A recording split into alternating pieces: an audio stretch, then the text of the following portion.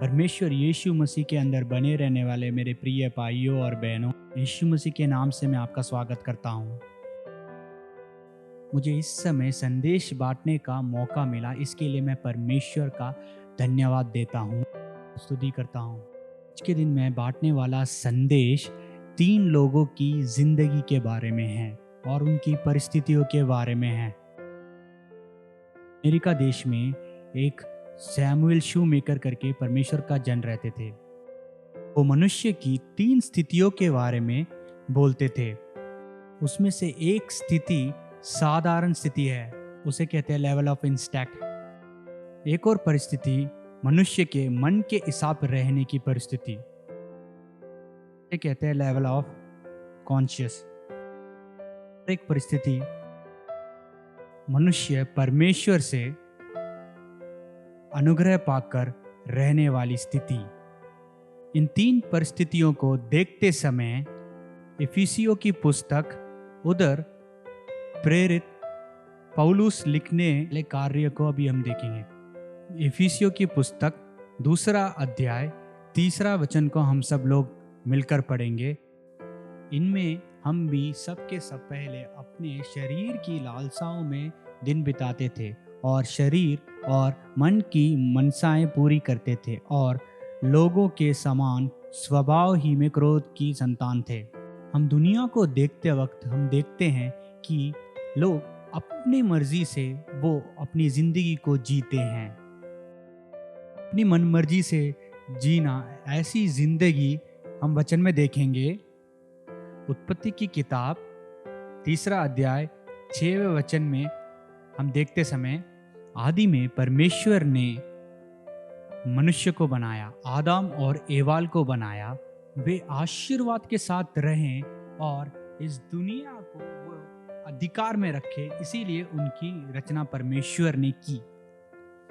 पर वहां पर की आज्ञाओं का उल्लंघन करके उस वचन को हम पढ़ेंगे।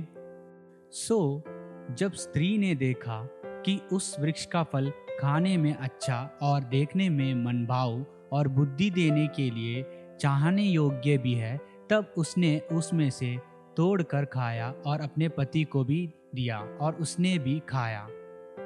हम इधर देखते हैं कि उसने जो चाहती थी वो उसने किया। जमाने में हम देखते हैं अनेक लोग अपने जिंदगी को अपने तौर पे जीते हैं। मैं एक भाई को जानता हूँ और अगर उस भाई से कुछ अच्छी चीज़ें अगर उनसे बात करें या उन्हें समझाने के लिए बोलते समय वो कहते हैं कि ये मेरी ज़िंदगी है, मैं अपनी मर्जी से उसे जीऊँगा करके। तमिल में एक कहावत है कि बिना बंधा हुआ गाय, अगर गाय को हम नहीं बांधेंगे तो वो कहीं भी चली जाती है, हर जगह घूमेगी। वो बोलते हैं कि मैं वैसा ही एक इंसान हूं।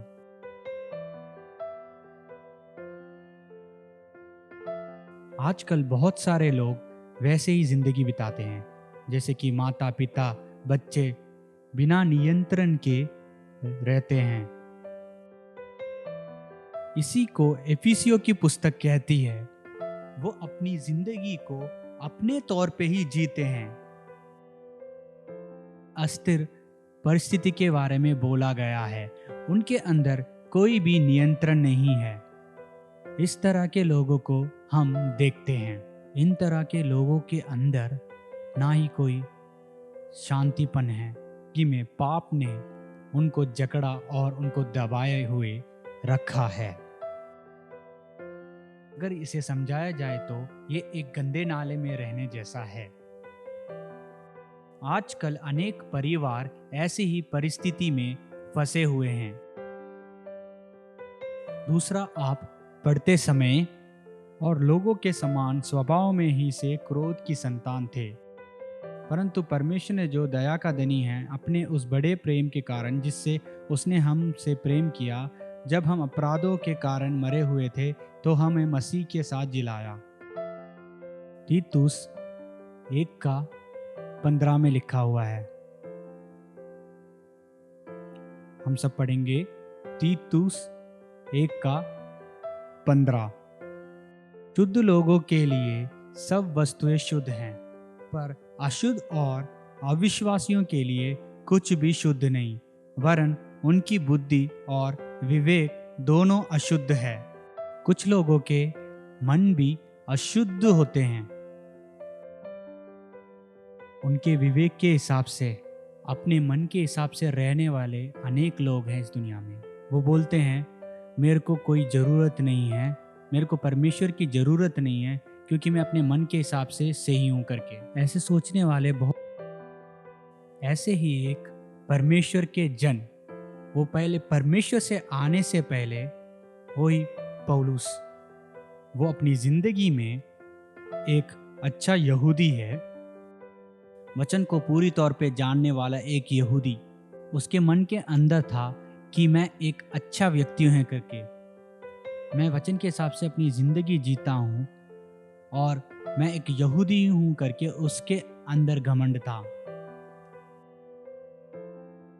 उसके बाद उसने खुद को देखकर कि मैं बहुत ही अच्छा हूँ करके वो गलत कामों को करने लगा। आजकल गलत करने वाला भी उसके मन के हिसाब से वो चीज़ गलत नहीं है करके बताता है ना। चोरी करने वाला भी कभी कभार उसकी आंखों में उसे वो अपना एक काम ही लगता है। वो भगवान से जाके बोलता है कि कोई मुझे पकड़े ना, उसकी आंखों में वो सही लगता है। गौर से सुनिए मेरे प्रिय भाइयों और बहनों और मसीह के अंदर रहने वालों, मन के हिसाब रहने वाली एक स्थिति को हमने देखा। इन सबसे बढ़कर हमें परमेश्वर के अनुग्रह में जीने की एक जिंदगी के बारे में यहाँ पर बोला गया है। उसके अनुग्रह के बारे में यहाँ पर बोला गया है, वह दयावंत है करके बोला गया है। वो अपने प्रेम से हम लोगों को उद्धार देता है। हम देख सकते हैं मसीह यीशु के निमृत, हमारे ऊपर रखे हुए दया के निमृत, उसने मसीह में हमें जिलाकर स्वर्गीय स्थानों में अपने दाहिनी ओर बैठाया। अनुग्रह के द्वारा हम उद्धार पाते हैं, ऐसा वचन कहता है। परमेश्वर के जनों, परमेश्वर आपको उद्धार देने के लिए उसका अनुग्रह काफी है। मन के हिसाब से जीने वाले ऐसा एक झुंड, एक और झुंड अपनी मर्जी से अपनी जिंदगी को बिताने वाले। आप चाहें किसी भी परिस्थिति में क्यों ना हो, वो आपके ऊपर दयावंत रह के आपके ऊपर आपको बढ़ा के आपको वो उठाएगा। आपकी जिंदगी में आप अनेक परिस्थितियों को, कठिन परिस्थितियों को पार करके आए होंगे। अपनी जिंदगी में अनेक परिस्थितियों से जूझते हुए हम रह सकते हैं।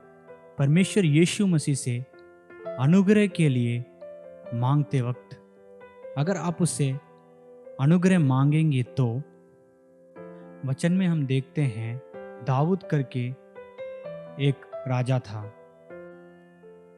राजा बनने से पहले वो अपने घर में एक अच्छी परिस्थिति में नहीं था। परमेश्वर उसकी जिंदगी को देखता है। परमेश्वर उसके ऊपर प्रेम जताकर उसके ऊपर अनुग्रह से रहकर उसे बढ़ाता है। जब वो उच्च पद पर गया तब भी वो परमेश्वर से झुकता था, अपने आप को झुकाता था परमेश्वर के सामने। वह अपनी जिंदगी में किए हुए अनेक पापों को जब परमेश्वर के जनों ने आके उससे बोला तो वह उसको मान लेता है। वह परमेश्वर के सम्मुख हमेशा मैं एक पापी हूँ ऐसा कह के वे अपने आप को झुकाते थे। ऐसे रहने वाले परमेश्वर के बच्चों को वो ढूंढता है। उनको उद्धार देने के लिए वह अनुग्रहकारी है। पहला तीमुथियुस 1:15 पढ़ते समय, पहला तीमुथियुस 1:15 बहुत अच्छी तौर पे परमेश्वर का वचन इधर हमें समझाता है। मसीह यीशु पापियों का उद्धार करने के लिए जगत में आया। सब योग्य पात्र हैं, उनमें से सबसे बड़ा पापी मैं हूँ। अपुस्तुल पौलुस इधर कहते हैं, बड़ा पापी मैं इस संदेश को सुनने वाले परमेश्वर के जनों, जब आप अपने आप को झुकाते हैं, मैं एक बड़ा पापी हूँ, मैं इस दुनिया में जीने वाला मैंने भी इस दुनिया में पाप किया, ये परमेश्वर के विरुद्ध जिंदगी जी करके आप बोलते समय परमेश्वर का वचन कहता है, परमेश्वर का अनुग्रह मसीह यीशु के ऊपर विश्वास से प्रेम में अनुपूर्णता से बढ़ गया। अनुग्रह के बारे में बोलते समय अनुग्रह बढ़ता है। अभी आप सुन रहे हैं तो अभी भी आपका अनुग्रह बढ़ रहा है। देखिए, दुनिया के लोगों जैसे अपनी मर्जी से जीने वाले नहीं, अपने मन के हिसाब से रहने वालों जैसे नहीं, परमेश्वर के अनुग्रह से। अगर हम परमेश्वर से पूछेंगे तो हमें वो मदद करने के लिए हमेशा तैयार रहते हैं। हे मेरे प्रिय भाइयों और बहनों, परमेश्वर का क्रूस का प्यार आज आपको बुला रहा है, आपके ऊपर अनुग्रह से है, आपको रास्ता दिखाने के लिए। थिस्सलुनीकियों की किताब में लिखा हुआ है, बलहीनता से रहने वाले आपको परमेश्वर संभालता है, गलत रास्ते पे चलने वाले आपको परमेश्वर का वचन सही मार्ग दिखाएगा। परमेश्वर आपकी बलहीनता को बदलेगा, सही तौर पर परमेश्वर आपको आशीष देगा। हम लोग आंखों को बंद करके प्रार्थना करेंगे। इस वचन को सुनने वाले मेरे प्रिय भाइयों और बहनों, कहिए परमेश्वर से, परमेश्वर मैं ही सबसे बड़ा पापी हूँ करके माफ़ करिए परमेश्वर।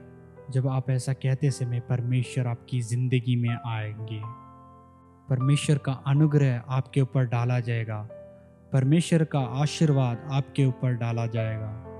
मैं आपके लिए प्रार्थना करता हूँ, इस समय को, इस संदेश को सुनने वाले इनकी ज़िंदगियों में परमेश्वर इनको माफ़ करके और इनके ऊपर अनुग्रह से रह के अपना पुत्र बनाइए। किसी भी परिस्थिति में ये लोग क्यों ना आए हों, पर आपकी सामर्थ और आपका अनुग्रह इनको चारों ओर से घेर, इनकी रक्षा कर परमेश्वर। इस संदेश को सुनने वाले हर जन के अंदर आपकी उपस्थिति हो करके मैं प्रार्थना करता हूँ, यीशु के नाम से मांगता हूँ, आमीन।